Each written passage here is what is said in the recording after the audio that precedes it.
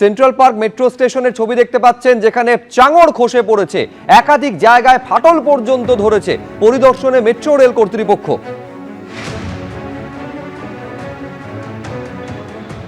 কলকাতা মেট্রোর গ্রিন লাইনের central park metro স্টেশনে চাঙড় খসা এবং ফাটল ঘিরে উৎকণ্ঠা। একদম ওপরের দিকে যদি তাকাই তাহলে যেটা দেখা যাচ্ছে যে আজকে এখানে পথচারীদের নজরে পড়ে বেশ কয়েকটি জায়গা থেকে এরমভাবেই সেন্ট্রাল পার্ক মেট্রো স্টেশনের যে নিচের দিকটা সেখান থেকে চাঙড় খসতে শুরু করেছে এবং মাটিতে এসে সেই চাঙড় পড়ছে। এবং তারপরে সেই খবর পেয়ে মেট্রোর আধিকারিক এবং ইঞ্জিনিয়াররা ঘটনাস্থলে আসেন। ঘটনাস্থলে এসে তারা পর্যবেক্ষণ করেন পুরো জায়গাটা, এবং সেই পর্যবেক্ষণের সময় দেখা যায় যে শুধুমাত্র এই চাঙড় খসে পড়া নয়, দু একটি জায়গায় ফাটলেরও ছবি স্পষ্ট হয়েছে। আমরা জানি যে এর আগে ব্লু লাইনের যে নিউ গড়িয়া স্টেশন বা কবিসুভা স্টেশন, সেই কবিসুভা স্টেশন এরকমই বেশ কয়েকটি ফাটলের জেরে সম্পূর্ণরূপে বন্ধ হয়ে পড়ে রয়েছে। খুব স্বাভাবিকভাবেই সেন্ট্রাল পার্ক মেট্রো স্টেশনে যেভাবে চাঙড়গুলো খসে পড়েছে, যেভাবে আড়াআড়ি ফাটল দেখা গেছে দু জায়গায়, সেটা নিয়ে কিন্তু একটা উৎকণ্ঠা তৈরি হয়েছে। কলকাতা মেট্রোর ইঞ্জিনিয়ার এবং অন্যান্য আধিকারিকরা তারা এখানে এসছেন, পরিদর্শন করেছেন।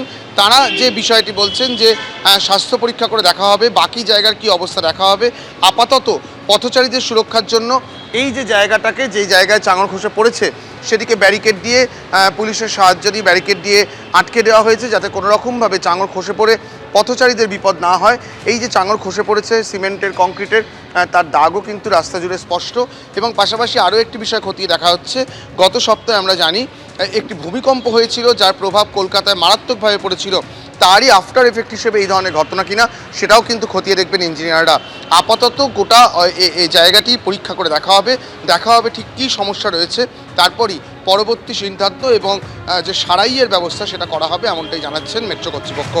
ক্যামেরায় শান্তনু দত্তের সঙ্গে রঞ্জিত সাহু, অরিজিৎ ভট্টাচার্য, এবিপি আনন্দ, বিধাননগর।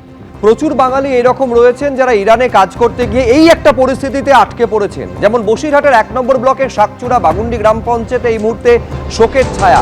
৮ বছর আগে দেশ ছেড়ে ইরানে পড়াশোনা করতে গেছিলেন আমির হোসেন গাজী। সঙ্গে রয়েছেন স্ত্রী উষা পারভিন, 2 পুত্র এবং 1 কন্যা সন্তান। পড়াশোনার পর শিক্ষকতার সঙ্গে যুক্ত এই মুহূর্তে গাজী পরিবার। ৪৮ ঘন্টা আগে মায়ের সঙ্গে শেষবারের জন্য কথা হয়েছে আমির হোসেন গাজী। ছেলে বলেছিল যে দুশ্চিন্তায় আছি। তারপর থেকে বন্ধ রয়েছে ইন্টারনেট, যোগাযোগ পর্যন্ত করা যাচ্ছে না ছেলের সঙ্গে। তাই প্রতিটা মুহূর্ত এখন পরিবারের উদ্বেগে কাটছে। 8 বছর আছে। আজকে শোনা গেল আমার ওখান থেকে একটা খবর আসলো যে এরকম নেট বন্ধ হয়ে গেছে। কালকে আমার ছেলের সঙ্গে কথা হচ্ছে না। আমার পরিবার 5 জন আছে। আমার ছেলে, বৌমা, 3 নাতি পুতি আছে। ছেলে মানে পড়ে। ভারত সরকারের কাছে চাই আবেদন, আমার ছেলে, বৌমা, নাতিপতি বাড়ি আসুক সুস্থভাবে যেন চাই। এইটা আমার দাবি। আমার কোনো দাবি নেই, যেন আমার বাচ্চা ভালোভাবে বাড়ি আসে। আমার ভয় ভয় করছে শুনো অবধি। ইরান ইসরায়েলের এই যে যুদ্ধ, এবং পরপর কোথাও বোমা হামলা, কোথাও ইসরায়েল অ্যাটাক, কোথাও তেলের ট্যাঙ্কার, কোথাও তৈল শোধনাগারে হামলার ঘটনা ঘটছে। ইতিমধ্যেই অপরিশোধিত তেলের দাম 13% বেড়ে গিয়েছে। ভারতের ওপর কি তার প্রভাব, ভারতের অর্থনীতিতে কি প্রভাব? আমরা কথা বলেছিলাম অর্থনীতির বিশেষজ্ঞ শৈবাল করের সঙ্গে। কি বলছেন তিনি একবার শুনুন। কিছু দেশ, তার মধ্যে ভারতবর্ষ পড়তে বাধ্য, কিন্তু ভালো রকম ক্ষতিগ্রস্ত বা এফেক্টেড হবে। এর প্রধান কারণ হলো যে ইরান এবং মধ্যপ্রাচ্যের মাঝখান দিয়ে যে হরমুজ প্রণালী, সেখান দিয়ে যে তেল আসে, সেটা ভারতবর্ষের প্রায় 50% তেলের যোগান।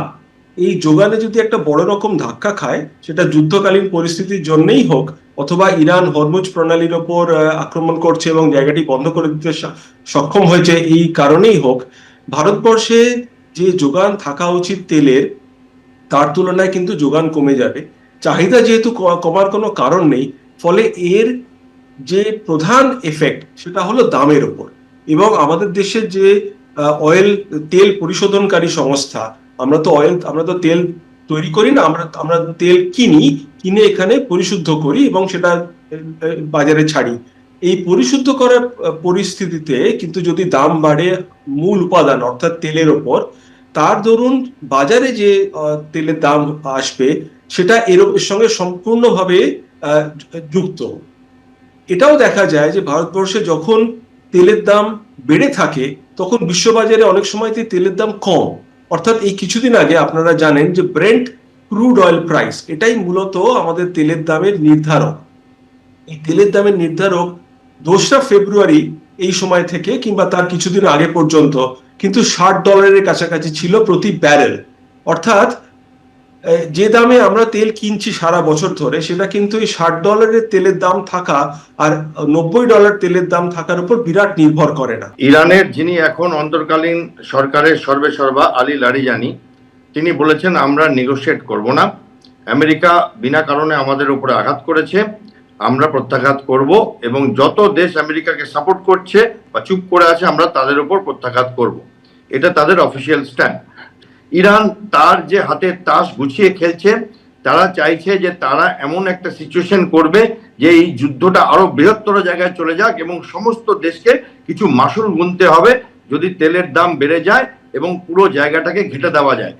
ওভারঅল আরো বেশ কিছুদিন আমাদেরকে মনে হয় এই যুদ্ধ দেখতে হবে।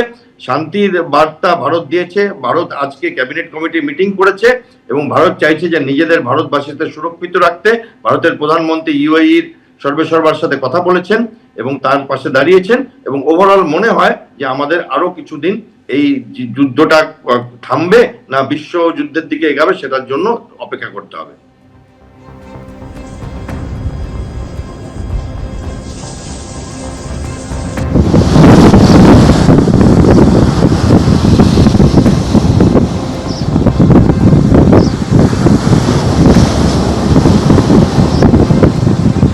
পশ্চিম এশিয়ায় যে তীব্র সংঘর্ষের পরিস্থিতি তৈরি হয়েছে, তাতে বাহারিনে আটকেও এই অবস্থায় রয়েছেন হুগলির জাঙ্গিপাড়ার দম্পতি।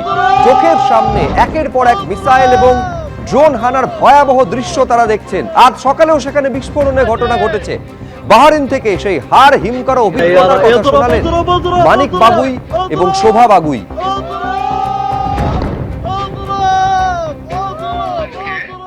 তখন কটা বাজবে?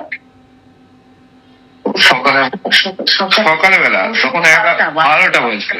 এইরকম টাইমে আমরা ডিউটিতে ছিলাম তখন। তো ওই সময় হঠাৎই বম শুরু হয় স্টার্ট। তো আমাদের এখান থেকে বেশি দূরত্ব নয়, তাই ধরুন বেশি হলে হয়তো 5 কিলোমিটার এরকম হবে। ফার্স্ট এখানে বমটা পড়ে, আমরা বুঝতে পারিনি জুফের এরিয়াতে। তো আমরা তখন কাজের মধ্যে ছিলাম। কালকে সকালে 8টা পর্যন্ত পড়েছে, তারপরে 2-4বার সাইরেন বেজেছে, কিন্তু তারপরে আর হয়নি ক্যাজুয়াল সেরকম। কিন্তু আজ সকাল 8টার সময় মানে ভালো রকম হয়েছে আর কি। না, কাল রাত্রে হলো তো, কালকে রাত্রেও হয়েছে, আউটসাইডে হয়েছে, এই মানামার মধ্যে হয়নি। আমি আছি বাহারিনে, মানামা। প্রথমে হচ্ছিল কি, যেখানে আমেরিকার বেস গুলো আছে জুপের ওইখানে বেশি হচ্ছিল। তো তারপরে আমরা সেরকম করছিলাম যে শুধুমাত্র ওই জায়গাগুলোই হচ্ছিল, আমাদের এখানটা হয়তো অন্য কোনো জায়গায় অ্যাটাক আসার সম্ভাবনা কম ছিল।